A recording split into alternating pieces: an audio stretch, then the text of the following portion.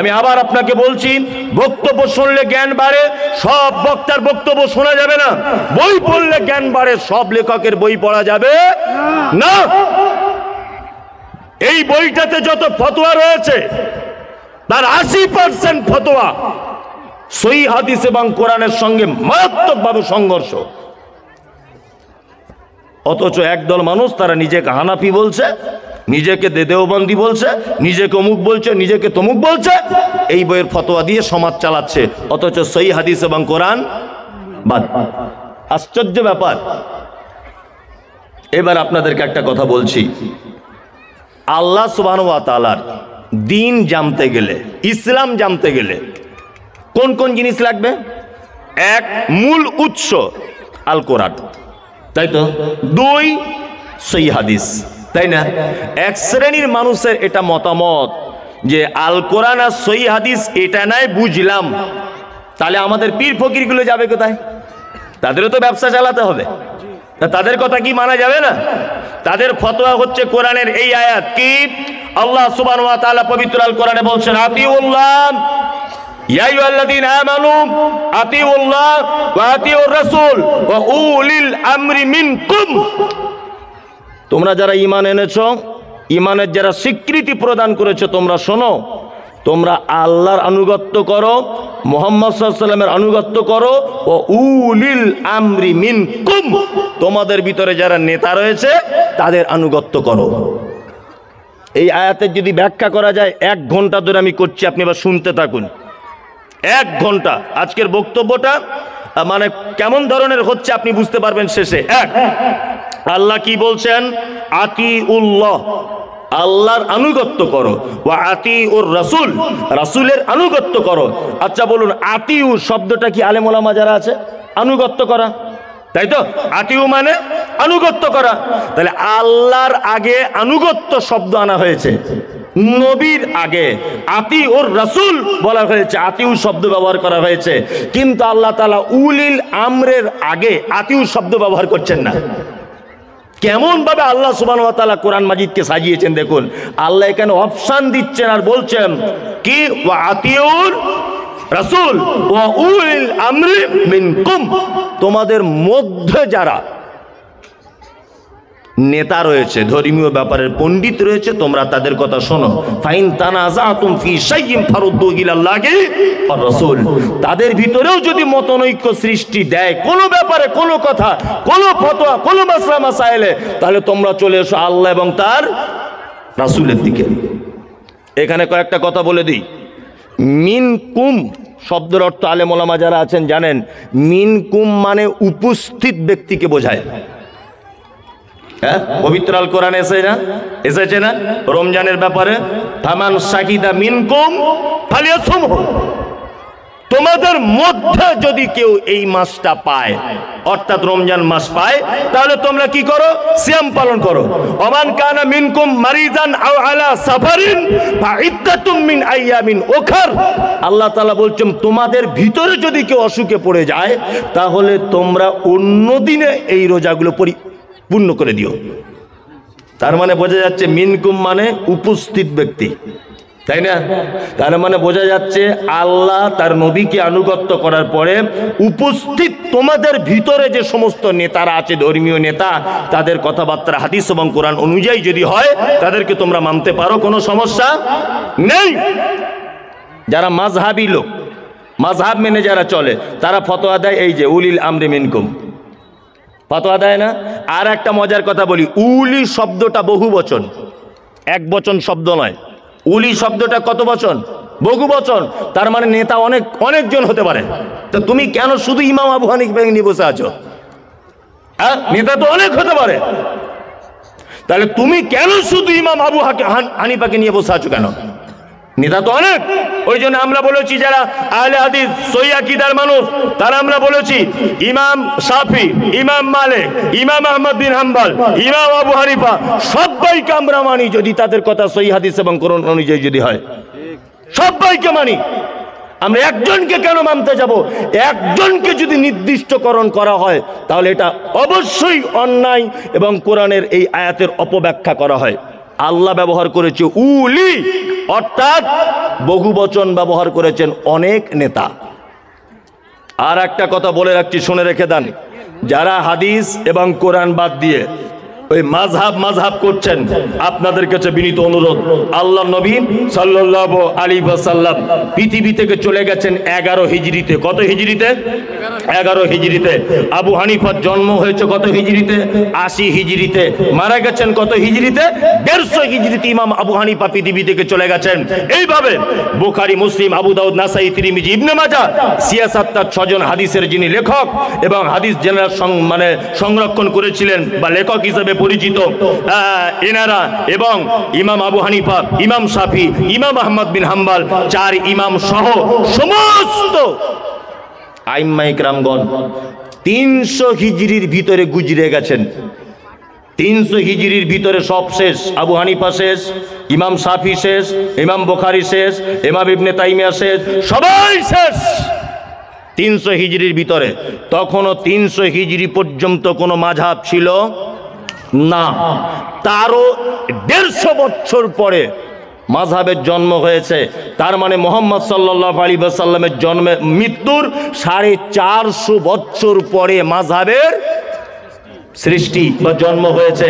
এইবার আপনাদের কাছে আমার একটা প্রশ্ন, সেটা হচ্ছে এই, ইমাম আবু হানিফা মারা গেছেন, যারা বলছেন মাযহাব মানা ফরজ, তাদের কাছে এটা আমার প্রশ্ন, ইমাম আবু হানিফা মারা গেছেন 150 হিজরিতে। এক, ইমাম আবু হানিফা জন্ম হয়েছেন 80 হিজরিতে। আল্লাহর নবী মারা গেছেন কত হিজরিতে বললাম? 11 হিজরিতে। তাহলে 11 থেকে 80 মানে কত বছর? 69 বছর। নিশ্চয়ই আবু হানিফা মায়ের পেট থেকে ইমাম হয়ে আসেনি, এসেছে, পড়াশুনো করতে হয়েছে। আমি যুক্তি এবং তর্কের খাতিরে মেনে নিলাম 10 বছর তিনি পড়াশুনো করেছেন। তাহলে কত হলো? 79 বছর, তাই না? ইমাম হওয়া থেকে আল্লাহর নবী মরা পর্যন্ত এই মাঝখানের টাইম কত বছর? 79। আই মুমতাজুল ইসলাম, তোমরা যারা মাযহাব করছো, তোমাদের কাছে এটা আমার প্রশ্ন থাকলো, টোটাল জাতির কাছে এটা আমার প্রশ্ন, যারা বলছে মাযহাব মানা ফরজ, আপনার কাছে এটা প্রশ্ন থাকলো আমার, এই 79 বছরের মাঝখানের গ্যাপের মানুষগুলো কোন ইমামকে মেনে চলতো? কোন ইমামকে মেনে চলতো এটা তোমায় বলা লাগবে। তুমি বলছো ইমাম আবু হানিফা ইমামে আজম, বড় ইমাম, তোমার বড় ইমাম হবার আগ পর্যন্ত আর আল্লাহ নবী সাল্লাল্লাহু আলাইহি ওয়াসাল্লাম মৃত্যু, এই গ্যাপটা 79 বছর। এই 79 বছরের মানুষ কোন ইমাম মেনে চলতো? জাতি, তোমার কাছে এটা আমার প্রশ্ন। চলুন এক কথা এটা আপনাকে বোঝাতে চাইছি, পীর হুজুর ইমাম কোন ফকির কাউকে দিয়ে ইসলামের মানদণ্ড বিবেচনা করা যাবে না। ইসলামের মানদণ্ড বিবেচনা হবে কি দিয়ে? আল কোরআন দিয়ে, সহিহ হাদিস দিয়ে। আল কোরআন সহিহ হাদিসের পরে আর একটা ব্যাপার বলা হচ্ছে, বলছি ইজমা আর কিয়াস। বলছে মুমতাজুল ইসলাম, হ্যাঁ কি হলো মুমতাজুল ইসলাম? বলছে জন্মের ঠিক নাই, সোশ্যাল মিডিয়াতে বলছে। তা বলছে কেন জন্মের ঠিক নেই কেন? বলছে জন্মের ঠিক নেই এই কারণে শুধু সহিহ হাদিস আর কোরআন বলে, ওই ইজমা কিয়াস মানে না। আরে গাধার বেটা গাধা, তুমি ইজমা কিয়াস কাকে বলে বুঝো? ইজমা মানে ঐক্যমত, যুগের শ্রেষ্ঠ আলেমদের ঐক্যমত। ইসলামের অনেক ব্যাপারে তো ইজমা হয়েছে যেগুলো আমরা মানতে বাধ্য, যেমন 5 ওয়াক্ত নামাজ, এটা সুন্নত না ফরজ? ফরজ। পৃথিবীর প্রত্যেকটা মানে আইম্মাগণ, প্রত্যেকটা আলেমগণ বলেছেন, প্রত্যেকটা আলেমদের ইজমা, ঐক্যমত, 5 ওয়াক্ত নামাজ ফরজ। রোজা, এটা সুন্নত না ফরজ? ফরজ। প্রত্যেক আলেমদের ভিতরে এটা ইজমা হয়েছে যে এটা ফরজ, 5 ওয়াক্ত নামাজ ফরজ। ইজমার বিপরীত শব্দ হচ্ছে ইখতিলাফ। ভালো করে বুঝবেন, ইজমার বিপরীত শব্দ কি? ইখতিলাফ। এইবার আপনাকে বলে দিচ্ছি, ইখতিলাফটা, ইজমাটা হতে হবে সহিহ হাদিস এবং কোরআনের আলোকে। ভালো করে বুঝবেন, যে কোনো ব্যাপারে ইখতিলাফ করলে চলবে না। যদি কেউ যে কোনো ব্যাপারে ইখতিলাফ যদি করে, তার ঈমানের বরবাদ হয়ে যাবে। মুহাম্মদ সাল্লাল্লাহু আলাইহি ওয়াসাল্লাম তিনি বলেছেন, কুল্লু মুসকিরিন খামরুন, প্রত্যেক নেশাদার দ্রব্য হচ্ছে মদ।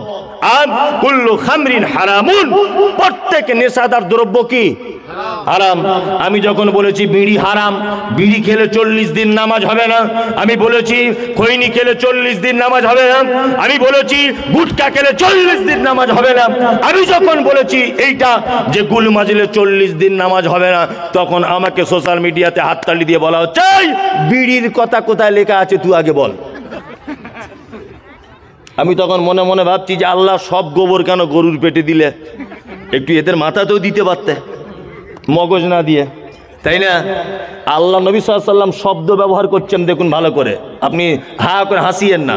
আল্লাহর নবীর শব্দ হচ্ছে কুল্লু মুস্কিরিন খামরুন, প্রত্যেক নেশাদার দ্রব্য কি হারাম। আচ্ছা, আমি যদি এখন এটা বলি যে এখানে যতজন বসে আছে সব চোর, যদি এ কথাটা আমি এখন বলি, আচ্ছা বলুন তো এখানে সভাপতি, কেসিয়ার, মোতোয়াল্লি কেউ বাদ যাবে না? সবাই পড়ে গেল, সবাই পড়ে গেল না? সবাই পড়ে গেল। তা মুহাম্মদ সাল্লাল্লাহু আলাইহি ওয়াসাল্লাম শব্দ ব্যবহার করছেন কুল্লু, প্রত্যেক নেশাদার জিনিস কি হারাম। এখন এই জায়গাটায় ইখতিলাফ করে দিয়েছে আলেম ওলামারা, কিছু কিছু আলেমরা যারা ওই পীর ফকিরের দল, এরা ইখতিলাফ করে বলছে যে না বিড়ির কথা নাই হাদিসে। ভালো করে বুঝবেন, আমি একটা কথা বলছি, গাঁজার কথাও তো হাদিসে নাই, তা গাঁজাটা কি করবে?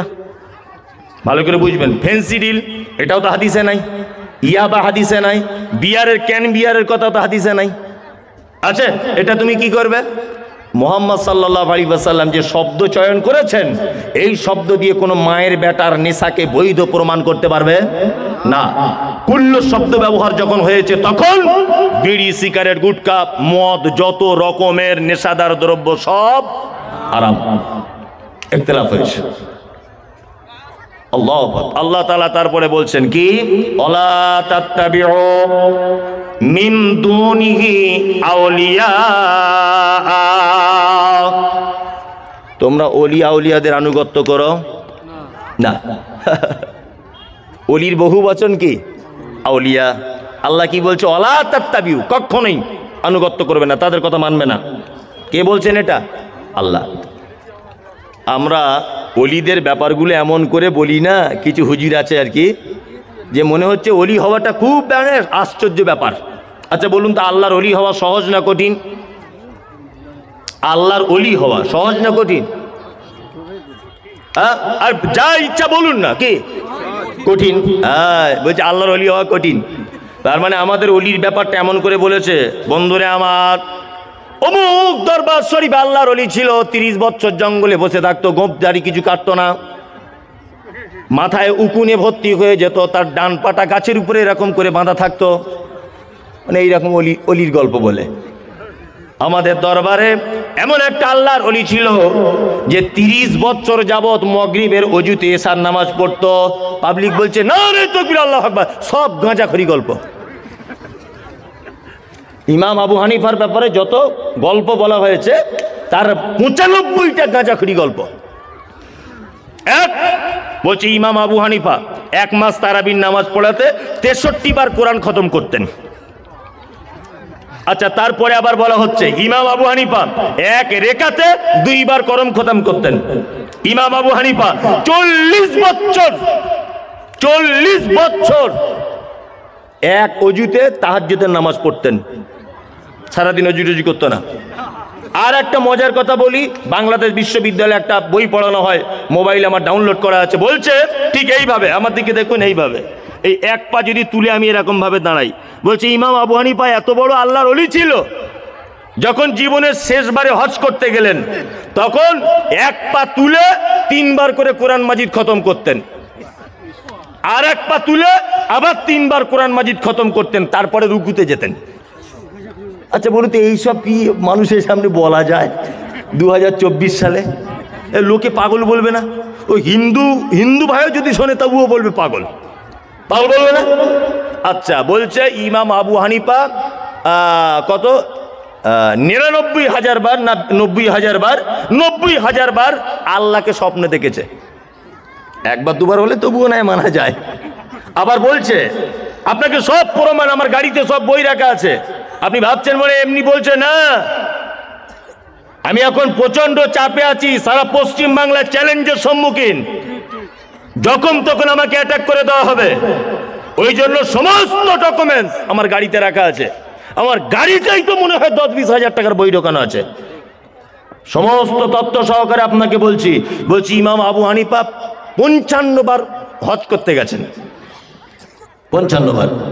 আব্দুল কাদের জিলানীর সম্পর্কে বলা হয় যে আব্দুল কাদের জিলানী মায়ের পেট থেকে 12 পড়া না 16 পড়ার কোরআনের হাফেজ হয়ে তবে এসেছিল। মিথ্যা কথা, একদম মিথ্যা কথা। আব্দুল কাদের জিলানী মায়ের পেট থেকে কোরআনের হাফেজ? পৃথিবীর আরো বড় বড় মানুষ ছিল, আবু বকর, ওমর, উসমান, আলী রাদিয়াল্লাহু তাআলা আনহুম আজমাইন।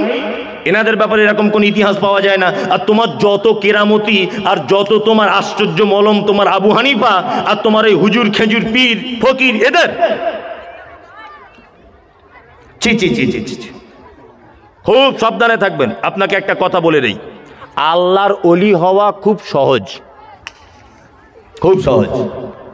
ওলি মানে বন্ধু বা অভিভাবক, তাই না? আল্লাহর বন্ধু। আপনাকে কয়েকটা কথা বলে দিই। আপনি পাড়া প্রতিবেশীর সঙ্গে সদ্ব্যবহার করবেন। 2, আত্মীয়তার সঙ্গে সদ্ব্যবহার করবেন। 3, আপনি দান খয়রাত করবেন।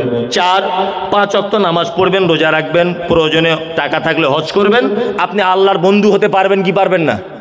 পারবেন। তার মানে আপনি আল্লাহর ওলি। ভালো করে বুঝবেন। তার মানে আল্লাহ তাআলা বলছেন ওলিদের কথাবার্তা শুনতে যেও না। আচ্ছা, এবার আপনাদেরকে বলি, পৃথিবীর সব থেকে বড় ওলি তার নাম কি হতে পারে? আন্দাজে বলুন। আর আল্লাহর বন্ধু সব থেকে বড় কে? মুহাম্মদ সাল্লাল্লাহু, বলুন মুহাম্মদ সাল্লাল্লাহু আলাইহি সাল্লাম সব থেকে বড় আল্লাহর ওলি নয়? আচ্ছা, তারপরের স্টেজে কার? আবু বকর রাদিয়াল্লাহু তাআলা আনহু, তারপরে ওমর, তারপর উসমান, তারপর আলী, তারপর আব্দুর রহমান ইবনে আউফ, আবু হুরায়রা, সাদ ইবনে আবি ওয়াক্কাস, আবু তালহা, এই সমস্ত সাহাবীরা রয়েছেন, তাই না? এইবার আপনাদেরকে একটা প্রশ্ন আমি করছি, খুব মন দিয়ে শোনার চেষ্টা করবেন। 1, আবু বকর এনার নাম শুনলে আমরা কি বলি? বাংলা মানে কি? আল্লাহ তার উপর রাজি হোক, খুশি হোক। তাহলে আবু বকরের জন্য আমি দোয়া করলাম না আবু বকরের কাছে দোয়া চাইলাম? কোনটা করলাম? ওমর কি বলি নাম শুনলে? রাদিয়াল্লাহু তাআলা আনহু। আল্লাহ ওমরের উপরে শান্তি বর্ষণ করো, রাজি হও, খুশি হও, তাই তো? তাহলে ওমরের জন্য দোয়া করলাম না ওমরের কাছে দোয়া চাইলাম? কোনটা করলাম? উসমান একই, আলী একই। এইবার আপনি বলুন মুহাম্মদ সাল্লাল্লাহু, সবাই বলুন সাল্লাল্লাহু আলাইহি ওয়াসাল্লাম। বাংলা মানে কি? বাংলা মানে হচ্ছে এই, আল্লাহ তুমি মুহাম্মাদের উপরে শান্তি বর্ষণ করো। এইবার আপনাকে বলছি, আমি একজন সুদখোর, আমি একজন মাতাল, আমি একজন ব্যভিচারক, আমি একজন মানে চোর, আমি একজন গুন্ডা, আমি একজন বেনামাজি, আমি একজন হারামখোর। আমি দোয়া করছি কার জন্যে? মুহাম্মদ সাল্লাল্লাহু আলাইহি ওয়াসাল্লামের জন্যে। খুব ভালো করে বোঝার চেষ্টা করুন। তাহলে নবীর জন্য দোয়া করলাম না নবীর কাছে দোয়া চাইলাম? কোনটা? দোয়া করলাম। এইবার আপনাদেরকে আমি একটা কথা বলি, আবু বকর, ওমর, উসমান, আলী, এই 4 জনকে একটা এটা পাল্লা ধরে নেন। আবু বকর, ওমর, উসমান, আলীকে এখানে তুললাম। আর আমাদের দেশের যত পীর, বড় পীর, মেজ পীর, আব্দুল কাদের জিলানী, অমুক সাহেব, আলা হজরত, ওই আপনার মেজ পীর, ছোট পীর, মানে যত পীর আছে আর কি, সব পীর সাহেবদের এই পাল্লায় তুললাম। আচ্ছা বলুন তো, বুজুর্গির দিক দিয়ে, ইমানের দিক দিয়ে, ভদ্রতার দিক দিয়ে, ফজিলাতের দিক দিয়ে, আল্লাহর ওলির দিক দিয়ে সব থেকে বেশি হবে কার পাল্লা? আবু বকর, ওমর, উসমান, আলী, তাই না? এইবার আপনাদেরকে বলছি ওমর, উসমান, আলী, তারপরে আব্দুর রহমান ইবনে আউফ, আপনার আবু তালহা, আবু হুরায়রা, সাদ ইবনে আবি ওয়াক্কাস, যত রকমের সাহাবী আছে, তারপর আমাদের দেশের পীর, বিদেশের পীর, ন্যাংটো পীর, তেনা পীর, এটা ওটা যত আছে সব পীরকে এক পাল্লায় তুললাম, আর মুহাম্মদ সাল্লাল্লাহু আলাইহি ওয়াসাল্লামকে একটা পাল্লায় তুললাম। বলুন কোন পাল্লা ভারী হবে? মুহাম্মদ সাল্লাল্লাহু আলাইহি ওয়াসাল্লামের পাল্লা ভারী হবে না? হবে। তাহলে আমরা কত বড় এখন অন্ধের ভিতরে পড়ে আছি, আপনি বুঝতে পারছেন এগুলো? আবু বক্কারের কাছে দোয়া চাওয়া যায় না, তার জন্য দোয়া করতে হয়। মুহাম্মদ সাল্লাল্লাহু আলাইহি ওয়াসাল্লামের কাছে চাওয়া যায় না, তার জন্য দোয়া করা লাগে, লাগে না লাগে? তাহলে এতক্ষণ যা বুঝলাম, আমাদের দেশীয় পীর হুজুর আল্লাহর ওলি যারা আছে, এদের থেকে আবু বক্কর ওমর উসমানের ঈমান বেশি না কম? তারা দামি লোক না কম দামি? দামি লোক। তাহলে তাদের কাছে চাওয়া আমাদের প্রয়োজন ছিল না, আমরা তাদের জন্য দোয়া করেছি। কোনটা? তাদের জন্য দোয়া করেছি। তাহলে তাদের জন্য যখন দোয়া করা লাগে, নবীর জন্য যখন দোয়া করা লাগে, তাহলে আমি এই হুজুর, জিলাপি, খেজুর এদের কাছে চাইতে যাব কেন? প্রয়োজনে আমিও হুজুরের জন্য দোয়া করব যে আল্লাহ, যে পীর সাহেব এখানে শুয়ে আছে তুমি তাকে ক্ষমা করে দাও, কারণ ওর ভক্তরা খুব শিরক বিদআত করছে, ওকে তুমি আগে ক্ষমা করো। সেই কিয়ামতের দিন পরিত্রাণ পাবে কিনা তার কোনো ঠিক নাই। কি বললাম বুঝলেন? দুই, আচ্ছা বলুন, আল্লাহর ওলি, পীর ফকির এরা আপনাকে বেশি ভালোবাসে না আপনার আব্বা মা আপনাকে বেশি ভালোবাসে? আব্বা মা না? এইবার কোরআনের আয়াত শুনুন, আল্লাহ তাআলা বলছেন, ইয়াউমা ইয়াফিরুল মারউ মিন আখি ওয়া উম্মিহি ওয়া আবি ওয়া সাহিবাতিহি ওয়া বানি। কিয়ামতের দিন ভাই তোমার কোনো উপকার করবে না, মা সন্তানের কোনো উপকার করবে না, তোমার স্ত্রী স্বামীর কোনো উপকার করতে পারবে না, স্ত্রী স্বামীর কোনো উপকার করতে পারবে কিয়ামতের দিন? পৃথিবীর সব থেকে দামি সম্পর্ক তার নাম কি? মা, তাই না? মা বেটার কোনো উপকার করতে পারবে কিয়ামতের দিন? পারবে না। তাহলে আল্লাহর ভাষা, মা যদি বেটার উপকার করতে না পারে, স্ত্রী যদি স্বামীর উপকার করতে যদি না পারে, ভাই যদি ভাইয়ের উপকার করতে যদি না পারে, বাপ যদি তার বেটার উপকার করতে না পারে, তোমার আল্লাহর ওলি, তোমার পীর কিয়ামতের দিন তোমার কোনো উপকার করতে পারে? পারে না।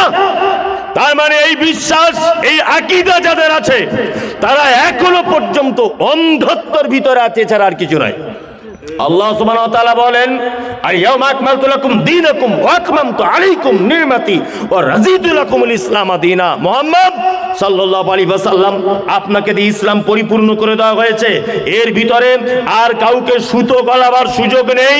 একটা সরিষার দানা পরিমাণ ইসলাম থেকে কিছু বার করার কারোর ক্ষমতা নেই। তার মানে এতে কিছু ঢোকানো যাবে না, বার করাও যাবে না। আল্লাহ নবী আল্লাহ সুবহানাহু ওয়া তাআলা বলেন, তারাকতু ফীকুম আমরাইন, তারাকতু ফীকুম আমরাইন। মুহাম্মদ সাল্লাল্লাহু আলাইহি ওয়াসাল্লাম বলছেন, আমি তোমাদের মাঝে দুটো জিনিস ছেড়ে দিয়ে গেলাম। এই দুটো জিনিস যতক্ষণ পর্যন্ত তোমরা আঁকড়িয়ে ধরে থাকবে, ততক্ষণ তোমরা দ্বিধাদ্বন্দ্বে যাবে না, ততক্ষণ তোমরা অকল্যাণে যাবে না, ততক্ষণ পর্যন্ত তোমরা সঠিক রাস্তাতে থাকবে। আর এই দুটো জিনিস ছেড়ে দিলেই তোমরা রাস্তা গুলিয়ে ফেলবে। আমরা যারা এখানে বসে আছি, আপনাদের কাছে বিনীত অনুরোধ, আমরা যারা এখানে বসে আছি, আপনাদের কাছে বিনীত অনুরোধ, যারা আমরা এখানে বসে আছি, আপনাদের কাছে বিনীত অনুরোধ, যে সহিহ হাদিস এবং কোরআন ছাড়া অন্য কোন মতবাদ, অন্য কোন আল্লাহর ওলি, অন্য কোন ফতোয়ার বই, অন্য কোন হুজুরের মতাদর্শ গ্রহণ করতে চাই না। জান্নাত যাওয়ার জন্য দুটো জিনিস একদম আপনার জীবনে পারফেক্ট, এক হচ্ছে হাদিস আর এক হচ্ছে কোরআন। এই দুটোর বাইরে আমরা যাব না। আমি এবার আপনাদেরকে বলছি, আল্লাহর ওলিদের ঘটনা